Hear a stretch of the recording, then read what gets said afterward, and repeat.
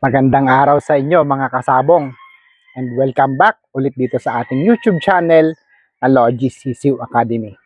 Master Marcos ulit ito ng Team Logis. So pasensya na kayo ngayon lang naman ulit ako nakabalik sa inyo kasi medyo na-busy tayo Nagpapa-develop tayo ng panibagong farm, breeding season na naman, harvest, may mga laban, so talagang medyo busy So naka 2.5 points tayo sa elimination ng bakbakan. So ngayon, ngayong araw na to, finals So titingnan natin. So may laban tayo. Anyway, sinaglit ko lang tong video na to para mag-update sa inyo.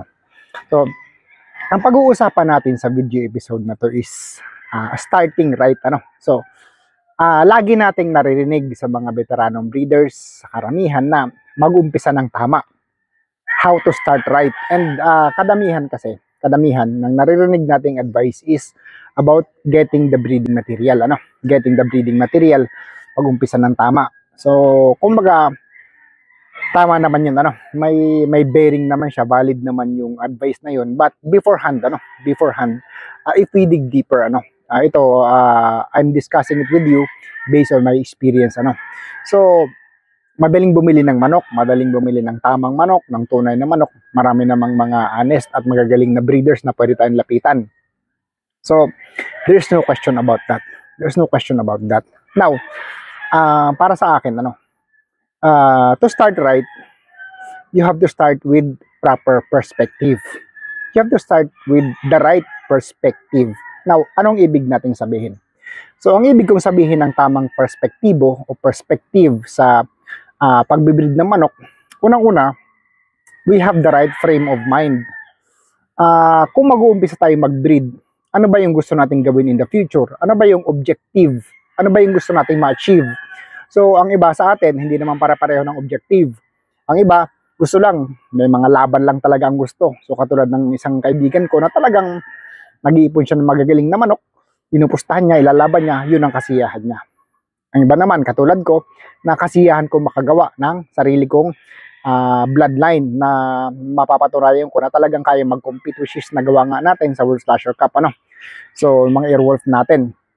So, ang iba naman, ang gusto lang talaga, makapagpalaki ng mga manok. Masaya na sila na naalagaan yung mga manok nila, nakikita na lumalaki na healthy, libangan, ika nga, So, yung mga senior citizens natin na mga kaibigan, na mga kapuso sa pagmamanok, sila yun, So, katuwaan lang nila.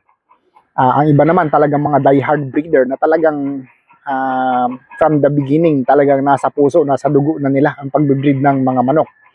Ang iba naman talagang full commercial, Gusto nilang gawing kabuhayan ng mga manok, and there is nothing wrong about that, So kumbaga matino, honest na hanap buhay po ito kaysa naman sa maging tiwali tayo na busyal ng gobyerno o mga contractors, So yun, anyway, sorry about that. So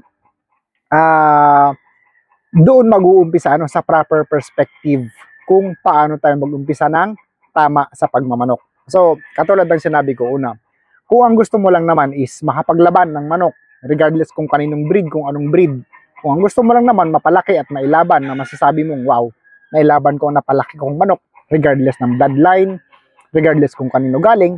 So, I think, una mo muna i-consider, ba't ako bibili ng materials na pambreeding, di ba? So, may mga nagbebenta naman ng day-old chicks. So, ang mga day-old chicks kasi, pag binili mo yan, palakihin mo, kung battle crosses ang order mo, and hopefully, ibigay sa'yo talaga ang proven na battle crosses, i-score ka.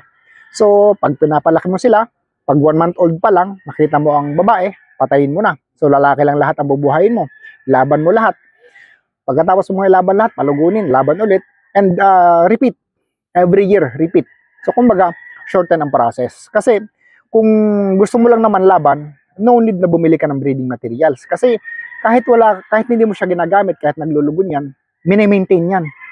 Bumibili ka ng patuka niyan, may taong naka-dedicate para alagaan ng mga breeding materials. So, costly or magastos ang maintenance ng breeding materials. So, better na bumili na lang ng mga day-old na battle cross para ilaban, So, isa yon. Kung gusto mo naman na maging full-time breeder katulad ng ginagawa natin na makapag-develop ng sariling linyada, unang-una, siyempre alam mo na sa umpisa pa lang na yun ang gusto mo, di ba? So kung alam na natin sa umpisa na yun ang gusto natin, we have to dig deeper into the details. So sabi nga nila, the devil is in the details. So anong ibig kong sabihin? Unang-una, kung gusto mo talaga makapag-develop ng linyada, dapat makabili tayo ng maayos na materyales. So given na 'yon, given na 'yon na maayos na materyales. Pangalawa, may manpower ba tayo na marunong? May manpower ba tayo na marunong?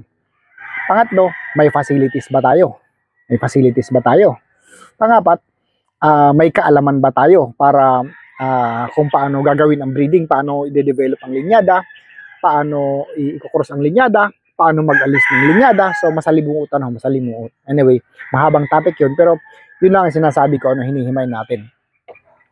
Panglima or pangapat, may sapat ba tayo na budget para masustain ang pag-develop ng linyada? Kasi dito sa breeding natin na to, sa pagmamanok, this is a very lonely road. So mag-isa ka sa umpisa. Magde-develop ka ng linyada, solo mo ang talo mo. Pag manalo ka, marami kang kasama. Minsan nga manalo ka, marami pang umaangkin sa kanila manok mo kahit pinaghirapan mo na yon.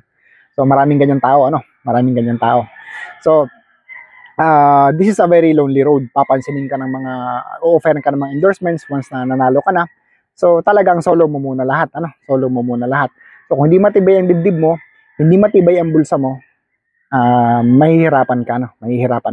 So kung makikita nyo sa trend ngayon sa social media, maraming mga sumisikat na mga breeders, So very glamorous na offeran ka ng kanya-kanyang endorsement kaliwa kanan, kasi it happened to me, So nag-resign nga lang ako bilang endorser sa Sagupaan. So and from now on, hindi na ako tumatanggap ng kahit anong endorsement. So mas masarap na solo ko ang buhay ko. Hindi magulo, hindi masalimuot. So anyway, isa yun sa mga dapat nating i-consider, So kung gusto mong mag-develop ng linyada na itong taon na to, ano bang gagawin ko? Next year, ano ba ako? Hanggang, I think, 5 taon, So 5 taon, dun mo lang makikita na nakapag-develop ka na ng linyada, dun mo lang makikita na kilala mo na ang manok mo, alam mo ng ins and outs, So in that 5-year span of time, that's the time na pwede ka na makapagbenta ng maayos-ayos na presyo na talagang kikilalanin ka, irerespeto ka na sa industriya. But before that, talagang this is a very lonely road. So, isa yun. So, kung gusto mo naman na full commercial, ganun din. So, dapat, kung full commercial ang gusto mo, mag-umpisa ka sa poging manok. Gwapo, matangkad, kung anong trending na manok. So, yun ang ginagawa ng karamihan ngayon na instant nakakabenta ng manok. And it's okay. Sabi ko nga, marangal na hanap buhay yan. So, doon ka mag-umpisa sa poging manok. Pogi, magagaling. So marami naman, lalo ngayon sa social media, na yung bentahan is pagwapuhan ng manok, pagpalakad, picture. So talagang everything is possible. Kasi kung gusto mong mag full scale na commercial tapos mag-umpisa ka sa mga old line na manok, walang gaanong market doon. Kasi ang market ngayon is pagwapuhan ng manok, patangkaran, So bonus kung manalo sa mga big event, So may mga breeders din na talagang diehard na breeder na talagang gusto nila, ang breed nila nilalaban, tinitesting at dinedevelop. So kumbaga, yun yung sinasabi natin na you have to start with proper perspective, with the right perspective before acquiring the right breeding materials. So sabi ko nga, kung gusto mo, ang tamang materials na i-acquire mo is based doon sa output or sa end in your mind. So kung commercial breeding ang gusto mo, gwapong manok, kung panlaban lang, bili ka lang ng day old. Kung full-time breeder ka, talagang kailangan masustain mo in the long run, kasi marami nang tumigil talaga na mga nakilala ako na talagang nahirapan. So kumbaga, this is not for everyone. You have to prepare. And ito naman, isa pa.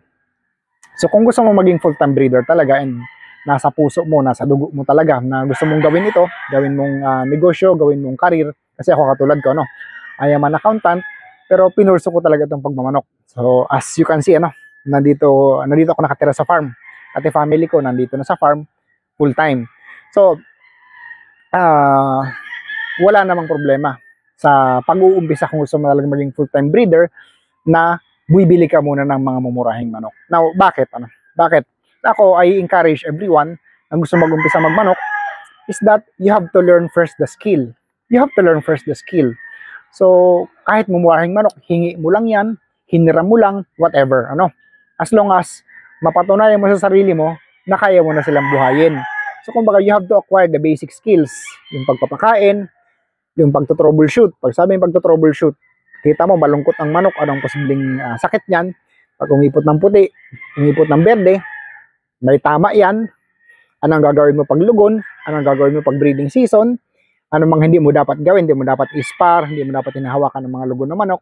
So, those things, basic. And then, pag medyo nakapag-acquire ka ng basic skills, kasi masyadong mahal, it will become very expensive kung ang pag-experimentohan mo to acquire that skills are the real McCoys. Ibig sabihin, kung ano yung mga tunay na breeding materials, na mamahalin na breeding materials na binili mo, kung yun ang pag-experimentohan mo to acquire skills, it will be very expensive and parang sa parte mo, parang minsan madidisappoint ka, parang gusto mo nang tumigil kasi mahal-mahal ng bili ng breeding materials, tapos bigla na lang mamamatay, magkakasakit. So kumbaga, it's not anyone's fault but yours. Kasi kumbaga, pwede namang humingi sa kapitbahay, pwede namang bumili ng murang manok, o humiram sa mga tito, sa mga kaibigan, para lang matutunan mong buhayin sila.